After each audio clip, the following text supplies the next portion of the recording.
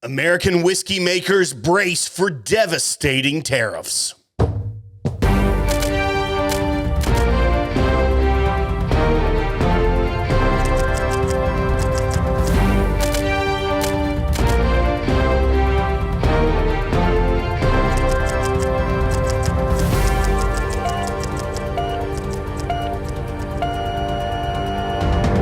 Welcome back to the podcast, everyone. I'm Will, and I got my co-host over here, the Grease. Say hello, Grease. Details are fuzzy, Will. We've got some news coming in. By the way, details are always fuzzy with you. I do need to ask the people, like, do y'all like this news stuff? Yeah, you should wait a couple weeks. We should. Yeah, you don't just ask right out just the gate. right out the You gate. did it one time. Yeah. Yeah, you got to let it simmer. You got to let it cook. And I don't necessarily know if it was our best effort to actually ask opinions on. Yeah. Or was it? Did All we right, nail so it? we're getting straight to the news this week. So there are possible tariffs that are worrying Kentucky distillers about the future of bourbon. So this all comes out of the previous Trump administration, where tariffs were placed on European steel and other things of that nature that were imported into the United States. Europe responded by putting tariffs on. They're like, let's see, America has steel that's comparable, so we got to do something because clearly our whiskey is comparable to American bourbon. False. They picked the wrong thing. Yeah. But they did levy tariffs on whiskey that was and other spirits that were imported into Europe. Yeah, it's called retaliation. That's what it was. They were retaliatory tariffs. Retaliatory. I was going to use that one. So there's many articles out there about this right now that the Kentucky Distillers Association is concerned about this. And essentially, this is back on the forefront right now because Trump won the election, right. and he has a track record of doing that. But I also read in there that the tariffs could be double. So Grease didn't let me get through all the news before we do our banter bit. That was the first mistake he made last week. That's also why you shouldn't ask for an opinion until we get hammered down.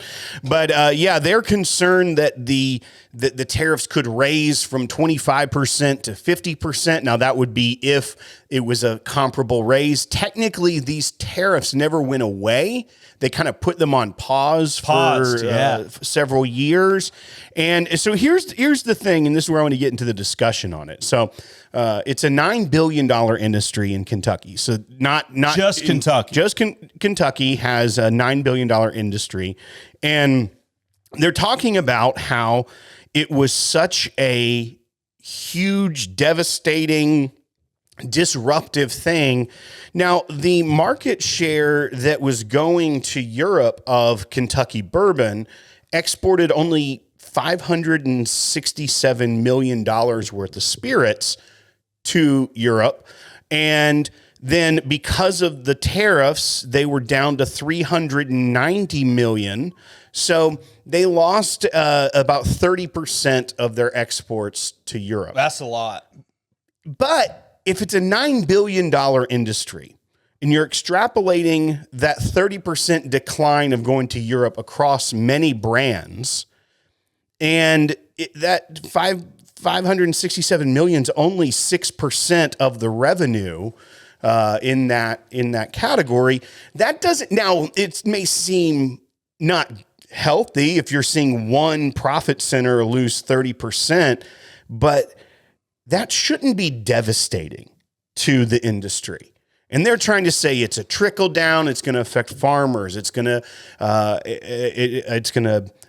affect logistics. It's going to affect manufacturing, like all of these sectors. But to me, we've been through this before, though. So do you know the details?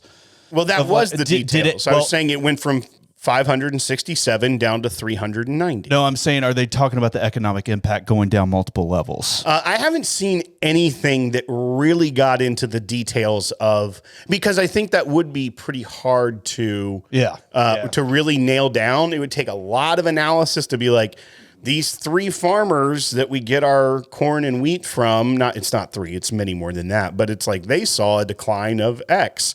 I don't know. To me, sounds about as easy as finding analytics on Rumble. I think that people, and last time we talked about like taxes and stuff, there's a couple different tax things in here, so I'm probably getting in trouble because I was saying I didn't like the Kentucky barrel tax that continues on. Oh, yeah. And then people lit me up saying that, no, man, the corporations don't need the benefit of that. It's got to go back and help the community. I disagree with the principle of essentially a property tax on barrels year over year. But with this one, I understand if you're a company and you're wanting to be a global company, that's not a good thing to have one sector of your exports hit that heavily. That being said, though, the vast majority of the profit and of the revenue of the industry is domestic, and Asia has actually a very large market for American whiskey. So to me, the headlines that are very doom and gloom, like this could be catastrophic for it. I mean, I guess I'm just not that sympathetic.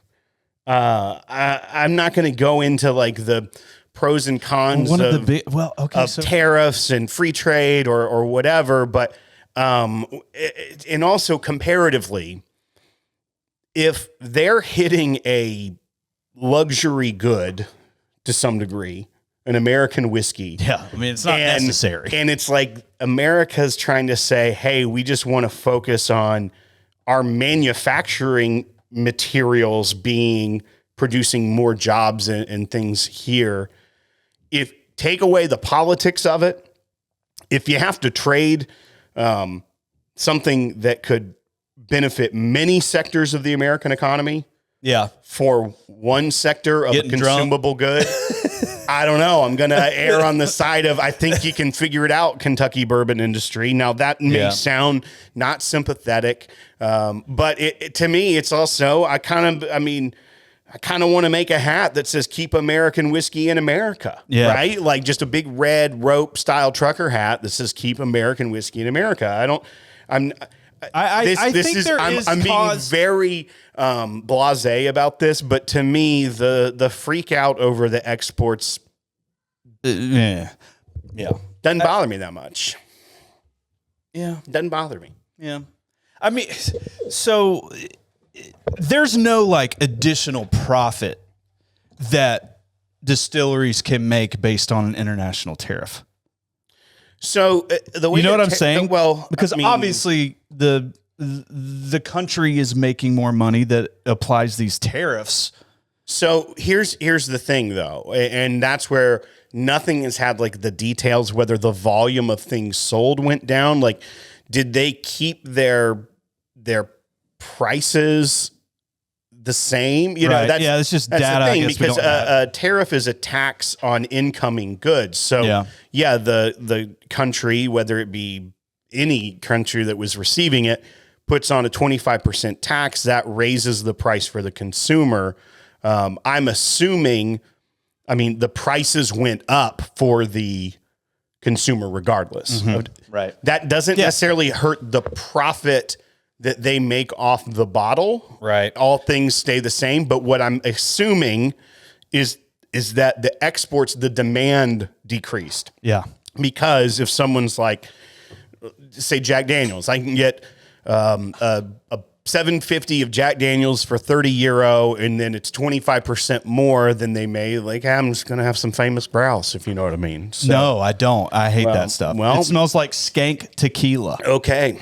Famous grouse. So it's so dumb. Well, I'm just saying that's where this goes. That's where the number went down. So it's not even that the profit of the company on an individual bottle is affected. The problem is the demand starts to dry up in the market, and so they lose 30% of their sales. Something that's not getting hit by this, that's a big factor in the Kentucky economy. It's not just whiskey, but it's actually like going there, visiting these distilleries, like destination, tax income and stuff like that, which will still exist. Right. Yeah, that's a big impact. So it's not like across the board, it's a 30% drop. No, it's literally in one revenue center where, and it's not even all of international. It would be European exports only. So that's where, you got to think these distilleries, like, they're prepared for it. You know what I mean? Like they knew it's coming, or they knew that it was potentially coming. You know, there's a lot of smart people out there. I mean, Buffalo Trace is going to make 3 more limited editions. Just get that extra product out, and they'll be fine. Yeah. I mean, I don't know. I guess it's weird for me to feel super sympathetic about an export product that's not the majority of your sales as a very large company. Now, I understand there are smaller companies that do export as well. I mean, I know we've seen people had Leaper's Fork had a barrel pick from London. So there are smaller distilleries that would probably disproportionately affect. However, that's probably also not a ton of their business. They actually may be able to skirt through it a little bit better if they're only sending a handful of barrels to the marketplace. It may not necessarily affect it as bad. So we've got more news coming in, Will. What do we got next? Now you're trying to be campy about it. Now you're ruining the whole bit. I'm just over it. I don't care about tariffs. Next week it's different. So we're just dropping this thing all together. All right, so there's a new product line that people should be aware of that I'm actually really excited about this one, Grease. Yeah, I was not excited at first because all I saw was new letters. You don't know how to read. Well, because I don't know how to read a label. No, wait, let me do the dadgum news story. No, let me do the news story, and then you do your thing. Yeah. We're going to have to completely reimagine this. You're already off the rails. Four Roses unveils a collection of 3 single barrel bourbons set to hit the shelves in 2025. So the 100 proof single barrel you can buy at any store is always OBSV recipe. Out of the 10, the one you can buy, unless it's a cask strength store pick, is always going to be OBSV. Until starting in 2025, they are releasing 3 others at 100 proof. And instead of the brown label that's on the 100 proof single barrel now, it'll have like a dark red label as well. And so you'll be able to buy 100 proof versions of OBSF, OESK, and OESO. And then moving forward beyond 2025, they're going to change those 3 out for another 3 the following year. And then the following year that. So there's going to be a rotating basis of single barrel recipes you'll be able to buy at nationwide retailers. Yeah, they're red. The red label, and you'll be able to pick out, Yeah. You can in any given year get 4 single barrels at retailers of Four Roses. I'm really excited about this one. Yeah, I think it'll help me to kind of diversify or like figure out the different yeasts and the mash bill component stuff, just to really fine tune those differences of OBSV and other lines, because you have to this is at least going to be a consistent proof down by the distillery. It's essential. I know there's single barrels, yes, but we know that those are going to be in the pocket, right? They're going to be on the profile for that yeast strain and mash bill. Yeah. So if you don't know what we're talking about, the Four Roses has 10 different recipes, and they all have, they're all 4 letters. O just means they're from Four Roses. The B or E for the second letter. The B is their high rye mash bill bourbon. The E is a lower rye mash bill. Then the S just stands for straight bourbon, so they all have an S in them. And then the final letter is the 5 different unique yeast strains. So it's the doozy. Basically, you get 5 yeast strains at a high rye mash bill and 5 at a low rye mash bill, giving you 10 unique recipes of bourbon. It's crazy how different they are, too. And people that chase the single barrels, I haven't seen a Four Roses single barrel at a store, cask strength store pick, in years. Yeah. I know a local store had one the other day, and I went there later in the day, already gone. So it's those, I think, because maybe they've been releasing less. Honestly, I was just shocked to see that there was a daggum Four Roses barrel proof single barrel released in our market. They used to be everywhere. You take that with the fact that over 3 years, if you were someone who had wanted to do the all 10 recipes, very doable now. Because if they do 3 one year, 3 another year, and then 3 the final year. Oh, right. Yeah. That's 9 plus the standard of OBSV. You're guaranteed that you can And I assume this is going to be pretty readily available. I do love that because, you know, the 100 proof single barrels they don't fly off the shelf. You can see them everywhere. And it's a very quality product. But that's a great freaking point, dude. Like now it's like accessible to actually get 10 recipes of this. Right. And they did, I think last year they did a sample set of all 10 recipes. I think they were all proof down to 100 proof, though. They were not cast strength in that set. I think it was like $75 to get all 10. And I think they were two vials. Yeah, like 50 milliliter samples of each. I don't know. I really like this. Years ago, we did a bracket of the all 10 recipes to come out at our favorite. That was the cast strength version. Historian Kevin Hasselwander could probably let us know which recipe won that one. I think it was OBSQ. OBSO, maybe. Or maybe it's OBSO, but it was somewhere in there. One of the more obscure ones that you don't see as much. But I think that if we can, I mean, in 3 years from now, collect all 10 and do 100 proof version, it'd be great. Yeah, let's do that. Let's do it. I mean, here's the deal. Like everybody out there could probably do it. Right. And maybe we should do a drink along, a live bracket drink along. A drink-a-thon. Well, I was thinking they're drinking along with us. You know, like the old sing-alongs with like the bouncing Mickey ears? Yeah. That's what we do. OBSO. And it's your head bouncing along as people drink it. That's my thought on it. Okay. Like, does the song actually like tell people to just chug it? Drink, drink, drink. Yeah, OBSO. That's what I wanted. Yeah. I really like the red labeling. Diversifies it. It'll look really cool on your shelf, you know, next to your other Four Roses products. Yeah. I think it's pretty fun. Yeah. All right. So we got another story. This one's a little bit more pertinent to the state that we live in. Yeah. However, I think that it opens up a broader discussion. So this is a headline out of a Chattanooga newspaper that you sent me, and it says, a West Tennessee man seeks to change law prohibiting liquor shipments into state. So everyone knows that it's difficult to find reliable online purchasing, getting it shipped to your state. Some states have loopholes. Some companies have their own loopholes where they don't necessarily abide by what the state law is, and you can still get it shipped. All of this goes back to Prohibition, when sale and transportation nationwide was banned of alcohol. Mm-hmm. And then as they repealed that, federally, that ban was taken away. But a lot of the states didn't change state law that reflected the 18th Amendment. So we're stuck here with... everyone knows the liquor industry is very broken. Whether you live in a control state or whether you live in a state like Tennessee that's a 3-tier system where you got this middleman that's immovable that really holds all the power in the distributors.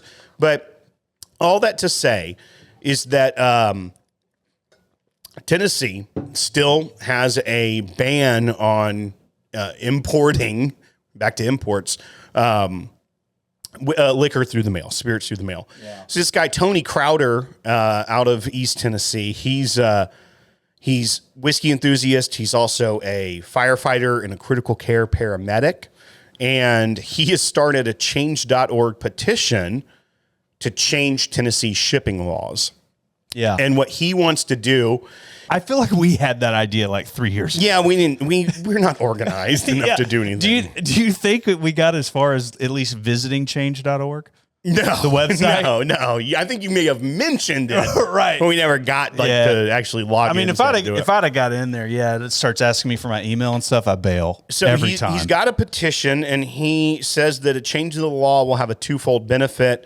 It'll provide consumers with access to a broader range of spirits while providing economic benefits to the state.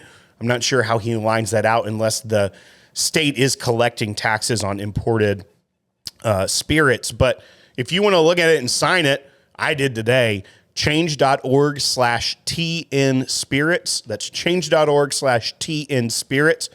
Once he gets to, I think, 2,000 or 5,000 petition signatures, he's going to take it to his state lawmaker. Yeah. And he's going to try to get something moving in the state legislature. Now, Tennessee does have one of the highest alcohol taxes in the country. So on every gallon of alcohol sold, it levies a tax. And according to taxpolicycenter.org, states with the highest share of general revenue from alcohol were Tennessee, Alabama, and North Carolina. Tennessee has 0.7% of the general revenue in the state comes from alcohol sales. So that seems like a lot. Yeah, for one product provides close to 1%. Close to it. If you're rounding up, it's 1%. Now, we're using the decimal place, but I've never been 0.7% of general revenue comes from alcohol. I've never been so lit off of a stat before. But 0.7%. It does check out. Go to Broadway on a weekend and you understand Broadway, a lot of this. Broadway in Nashville. Yeah, not the fake Broadway, New York. The real Broadway, the real Nashville. one. The real one. The real one where you can get Jaeger bomb. That's your whiskey news for this week, though. It is. Yeah. Those are the ones I have a question. No, I want to get to. I want to do sample roulette, but you can keep talking about it. I know, but I have a quick question about all of that. Yeah. Do you think that, like, I don't know if retailers have a lobby here in Tennessee or something like that?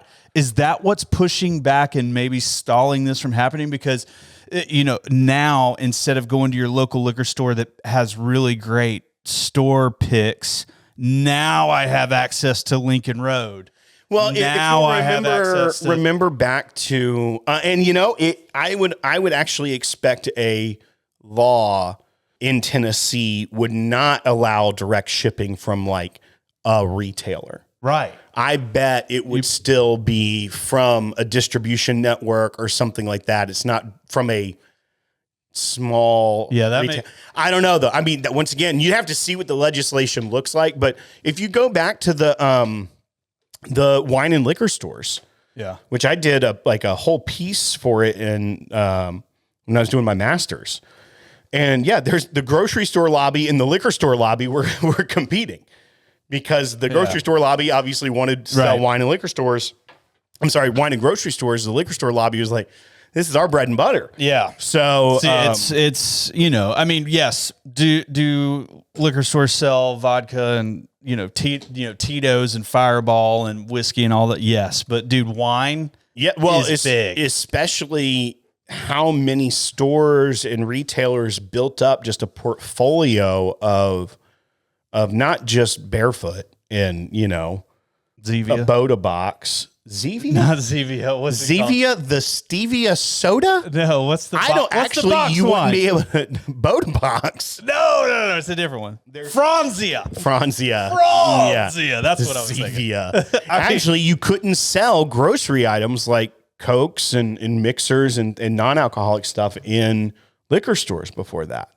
If you wanted like a line, stupid consolation you had to prize. You had to go to the grocery store. It's like, well, look, we gave y'all mixers. So, and that goes to show like that because of state laws that were probably archaic, though the industry built itself around that, right? And therefore, it was disruptive. And I know we know many liquor store friends that did see a real impact to their bottom line when that changed. Now, you adapt, you shift your business strategy, and many of our friends, I believe, are still thriving in their business, and they still are able to focus more on high end or, they have the other wines and stuff as well, but a lot of times they are really focusing on a segment of people where they're a specialty shop, where people want to go to get something that they can't just go pick up in the grocery store. So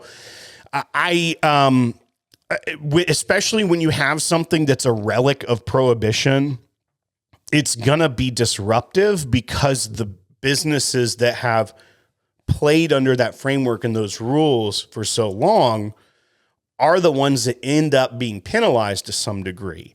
So then you have to look at the cost benefit analysis of okay, is this going to be better for the general welfare of the state, or is this going to harm disproportionately a sector of our small businesses? Because in Tennessee, the majority of liquor stores, until a big box store somehow skirted the rules and got in here, was all mom and pop shops. Everyone was like a single license holder. Yeah. So, not ABC either. Like, yeah, it wasn't controlled. So it's like, that does give you, I know we're probably going to get like texts from some of our friends like, hey, stop with the old changing laws things because we're kind of operating pretty good right now. But, you know, I that's where to me, I would prefer that, you know, it's 2024 that we're not operating under almost 100-year-old framework in many places, laws that were put in after the 18th Amendment or before the 18th Amendment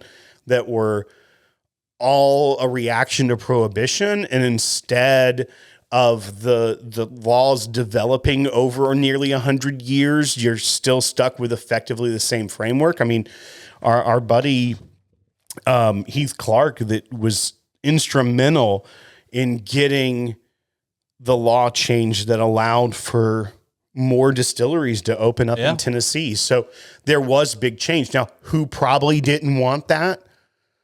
Schmanuels probably did not want there to be a lot of competition in the state because them and George Dickel to a much lesser degree because of especially at the time, George Dickel was a lot less known. But at the time, it was really the two of them. Yeah. And Jack Daniels was king of Tennessee. I'm certain, I can't speak on their behalf and nothing against them, but I'm certain that they loved being the Tennessee whiskey, not a Tennessee whiskey. They were the Tennessee whiskey. And now there's a lot more competition. I think they're doing fine. Yeah, they're doing all right. But what would they be more displeased with?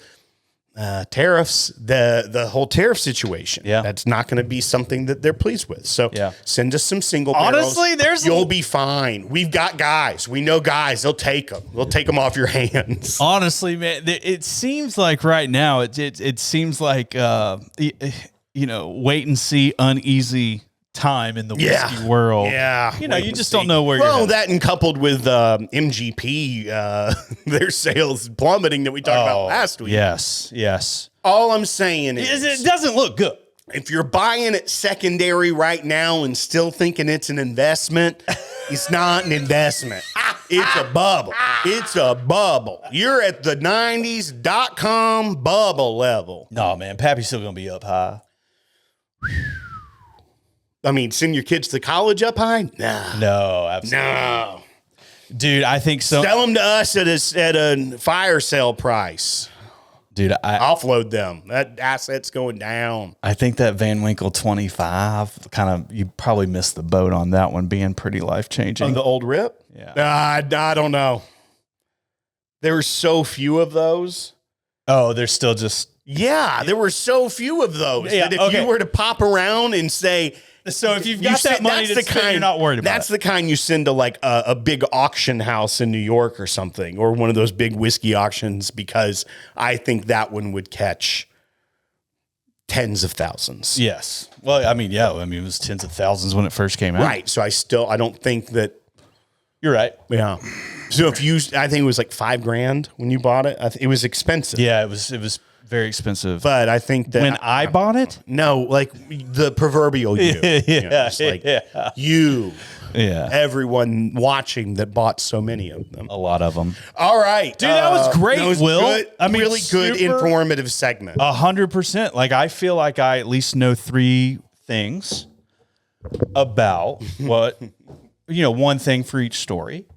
Yeah, I got it. All right. Let's do a little sample roulette before we go to the 15. I love that, Will. I really do love that. So sample roulette. We need to start out with that, though, or like early. No. They're right in that closet there, Will. So sample roulette is the box of samples that Grease found when he cleaned up the Nook because he replaced the floorboards, and it's hundreds of samples.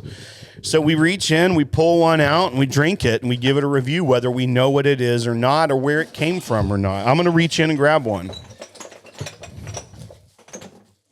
Oh. This one's good. This is a rare character. Oh, did you just randomly, or did you look? No, I just pulled out a sample. Mine just says D. That one just says D. Give me the D. Are we doing we each doing one? Oh. All right. So this one is rare character Eureka. And this says it's I was not going to waste those glasses. Wow. I was going to keep them clean and untainted. I have more. Oh, I doubt that. They're right over there, dude. You barely have an SD card. Dude, you would not believe the proactive approach that I have in this basement right now. 4 years, 9 months, 115.24 proof. Rare character. We don't know who sent it, but we'll thank you. Yeah. Thank you for the rare character. If you sent the Eureka rare character, it's 516. Is that a whiskey club? Maybe that's Barrel 516. 516 Eureka. Or it could be like... Yeah, I don't want to say that. Where's the 516 area code? Long Island. Yeah, this isn't a Long Island. I've had those. What? That's not it. What? The Long Island. All right, that one is great, by the way. I really love smells that. Good. Wait, we go to D next. You are so ADD right now. You need to focus on one thing at hand.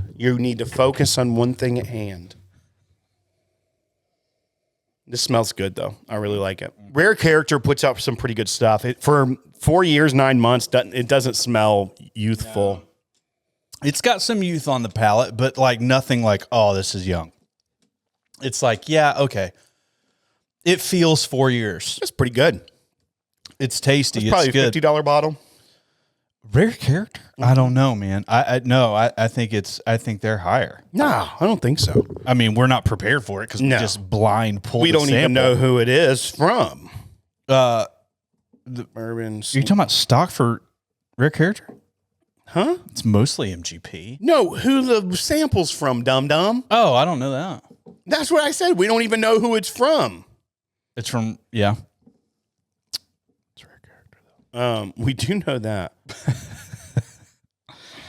They also do that. They do Fortuna.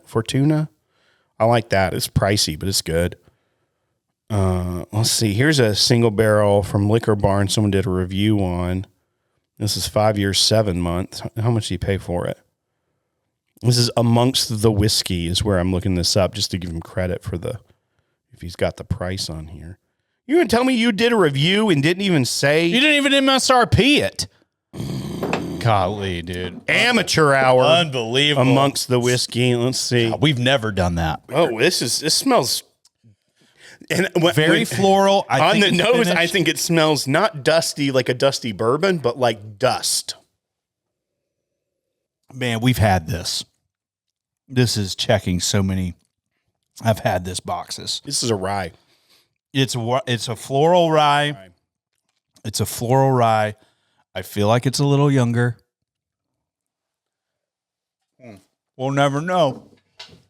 Hey, if you send us D at any point in time, which is weird because that is definitely my. This is a sample you created. Definitely my label. I don't know if it was repurposed or what, but I stand by my statement that I've had this before. Yeah. No idea what it is. All right. So this says very floral, fun rye. This says rare character single barrels bottles priced between $89 and $120. Okay. So it's gone up.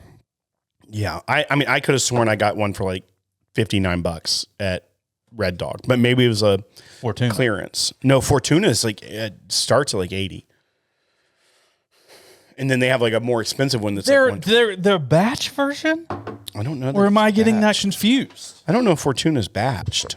I thought Fortuna was batched. And maybe it is. And I think I thought it was their entry level, dude. Like, why am I? No, it's definitely not entry level. It's like $80 or so. I like it though. Maybe it is entry level comparatively. Bourbon. SRP. It $89.99. Fortuna. Yeah. That sucks. It's expensive. It's good though. 6 year, 102 proof. I own one. I don't remember paying $180 freaking dollars for it. I think you remember me bringing it over and us drinking it, and I do remember paying $90 for it. So, it's one that I would wish were $50 because I would drink a lot more of it. But yeah, dude, I mean, $90 for 6-year-old whiskey. Price. De la Sour Mash.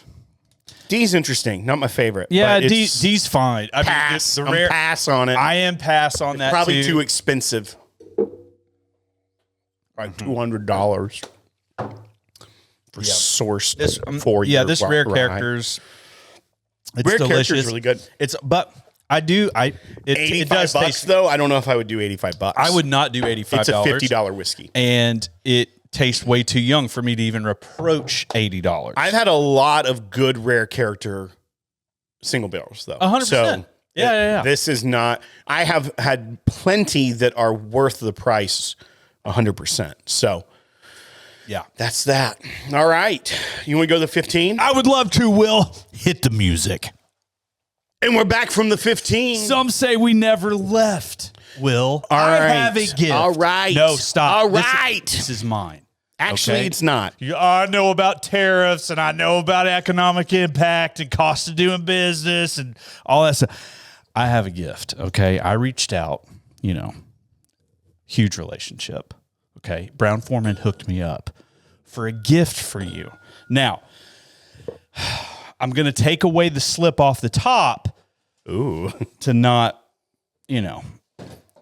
get you excited like 100% yet, but they sent it in this nice box. You can see this box if you're watching on youtube.com/thepodcast. It's a nice pine box. It's a nice pine, possible spruce. I don't know, but you don't have here. I'm just going to do this because I don't think you can do that. I don't think you know how to do I know how to get silky things off of boxes. Oh no. I don't know. Oh no. I don't think that. Oh no. That was pretty good. That was good. Woo. All right. Here we go. What do we got? Oh baby. We got a little King of Kentucky action. King of Kentucky. This is the 2024 release. Coming in hot, baby. I've seen reviews. And we're about to do one. And there's mainly like this one big review that got press released out there. And it basically calls this like a big boy barrel proof bourbon.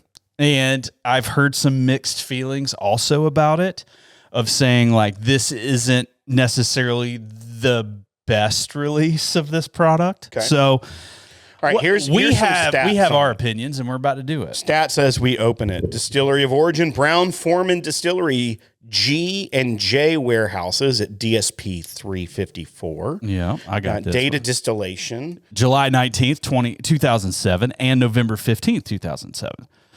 So a couple of different seasons. Yeah, you left off the words there, though. Oh, sorry. You were trying to add color commentary. Oh, well, yeah. All right, keep going. I don't read. I just... mash bill, 79% corn. Now it's 125 proof entry. You didn't say that. If you're reading all the stats, you got to do the stats. That's why I never let you read the stats. It's 125 barrel proof entry. Mash bill, 79% corn, 11% rye, 10% malted barley. Proof of release, it's varied. It depends on the barrel, but the range is 125 is the floor, up to 135 proof. Ours is 130.4 proof. Oh, hell yeah. Product age, 16 years. Number of barrels that this was 63 barrels. Because it's a single barrel, right? Yeah, and the average barrel yield was 31%. The freaking Angels freaking partied for a while.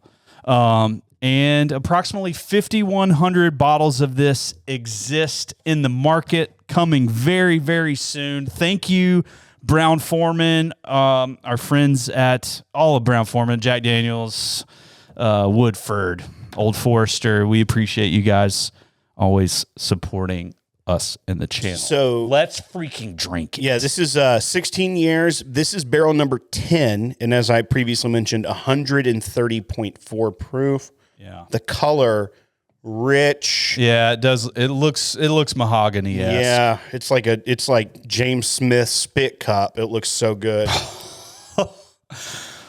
Oh man, that That's a visual. I have. Oh, this smells like a birthday bourbon on steroids. This smells like a birthday bourbon, George C. Stagg-esque. Yeah. This just... There's something I get. I'm smelling vanilla leather. There's something I get on birthday bourbon. Butterscotch. Fun dip. Every time I smell it, and I don't know what it is, but there's a texture to the smell, and the texture is Fun Dip.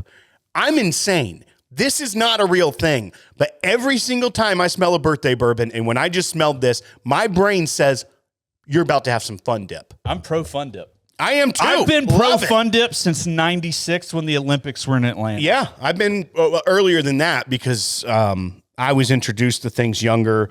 I wasn't just, out in the outskirts of Northeast Georgia mountains, right in hell on a hillside. So you're saying I'm not cultured? 100% saying that. No, I was well in an intense culture. No, there was a culture. Yes. Yeah. I would never describe that culture as cultured. Okay, so cultured means like you understand multiple cultures. It just means like you've experienced quite a bit. I have. Baptist, Pentecostals, Presbos. Yeah, the Methodists. Yeah, the Baptists are the ones that got you stealing your Jinko jeans. Oh no, that was cigarettes across the street. Oh, that's what your mom. When we went to the says. Baptist church. All right, let's. Yeah, the Baptist church was when I stole a bunch. Smells good. I mean, like I said, it smells like a very concentrated birthday bourbon. It's got some fruit to it, but you said vanilla and leather. It's very birthday. It is very birthday. All right.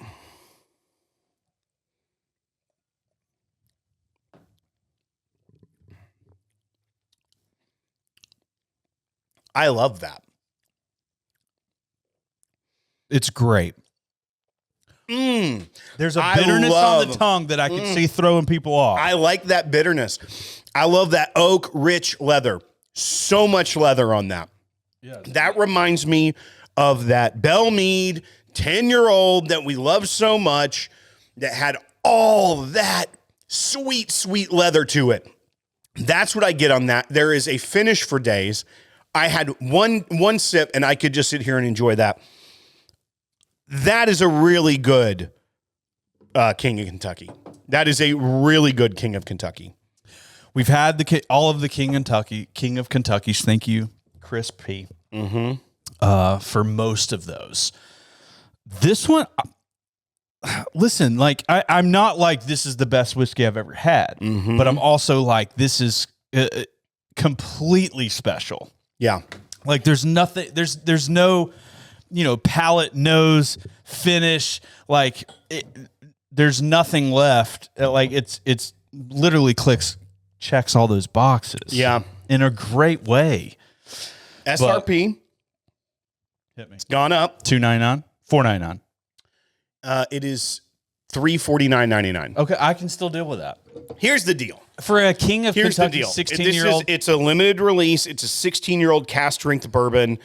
So this isn't in your category of, you can go buy it and it's $349 on the shelf should you buy it, right? This comes into a category of if you are given a range of options of allocation because you have a good relationship with the store owner, you win a lottery, something of that nature. That's where the buy bar pass has to come into this because no, you're not going to be able to just go buy one off the shelf because there's 10 of them out there. It's only 5,100 bottles. It is limited. It's highly sought after. So the question then becomes with buy bar. Yeah, that's probably 2% of retailers. Yeah, get this bottle. And it's like should you buy bar or pass if you have the opportunity to buy it? Because if you're going after allocated products. The price point, unless it's like 1,000 or above, or even 500 or above, if it's under 500, that's kind of where all the ball field is. Yeah. Because many stores are going to raise even the SRP on BTAC up to something in that range. So it's a King of Kentucky could be $1,000 on the shelf easily, and sell to someone who wanted to buy that. I would not recommend you buy it at that. No. But so I wanted to give that caveat because typically we did a less limited release $200 last week, and we were critical of our model of saying it's hard for us to say buy $200 when it's a limited release and it's something that's 16 years old and castering.